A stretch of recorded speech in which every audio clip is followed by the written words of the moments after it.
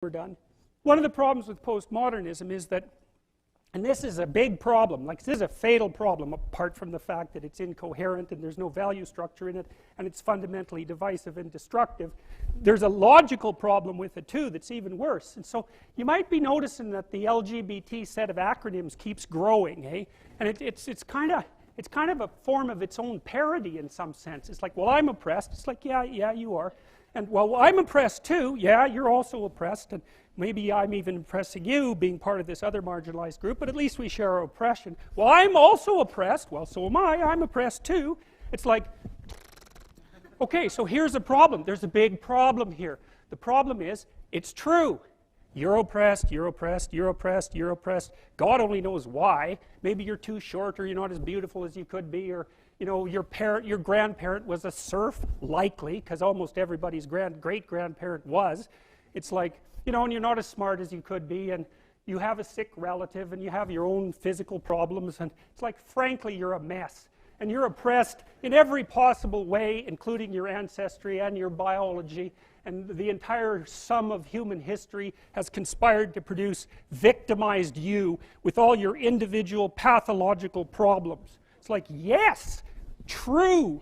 Okay, but the problem is that it is true. And so if you take the oppressed, you have to fractionate them and fractionate them. It's like, you're a woman. Yeah, okay, well, I'm a black woman. Well, I'm a black woman who has 2 children. Well, I'm a black woman who has 2 children and one of them isn't very healthy. And then, well, I'm a Hispanic woman and I have a genius son who doesn't have any money so that he can't go to university. And, you know, I had a hell of a time getting across the border. It was really hard on me to get my citizenship. My husband is an alcoholic brute. It's like, well, yeah, that sucks too. And so, well, so let's fix all your oppression. And we'll take every single thing into account, and then we'll fix yours too. We'll take every single thing into account. It's like, no, you won't, because you can't. You can't. It is technically impossible. First of all, you can't even list all the ways that you're oppressed. Second, how are you going to weight them? Third, who's going to decide? And that's the bloody thing. Who's going to decide? That's the thing. Well, what's the answer in the West? It's like, in free markets, oh yeah, Christ, we'll never be able to solve this problem. No one can solve it. What are we going to do about that? We're going to outsource it to the marketplace. You're going to take your sorry, pathetic being, and you're going to try to offer me something that maybe I want. And I'm going to take my sorry, pathetic being, and I'm going to say, well, all things considered, as well as I can understand them, maybe I could give you this much money, which is actually a promise, for that thing. And you've packed all of your damn oppression into the price. And I've packed all my oppression into the willingness to pay it. And that solution sucks. It's a bad solution. But compared to every other solution, man, it's why 10% of us have freedom. And so there's a tremendous illogic at the bottom of this. It's like, you have to fractionate the oppressed all the way down to the level of the individual. Well, that's what the West figured out. You know, there's a couple of figures who are at the mythological roots of our culture, and you know, people get upset with me because I bring in religious themes, but I understand some things about mythology and religion, and it's not an accident that the axiomatic Western individual is someone who was unfairly nailed to a cross and tortured. It's like, yes, right, exactly. So what do you do about that?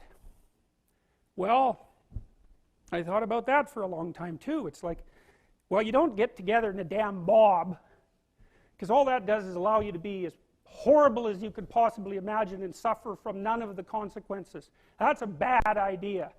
So how about we don't do that?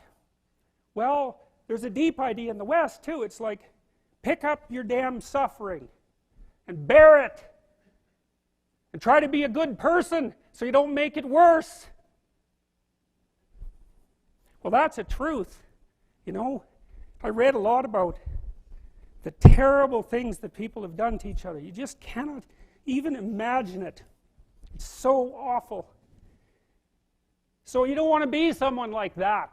Now, do you have a reason to be? Yes. You have lots of reasons to be. God, there's reasons to be resentful about your existence. Everyone you know is going to die. You know, you too.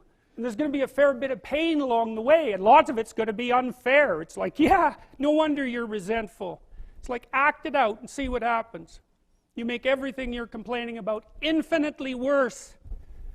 There's this idea that hell is a bottomless pit, and that's because no matter how bad it is, some stupid son of a bitch like you could figure out a way to make it a lot worse. So you think, well, what do you do about that?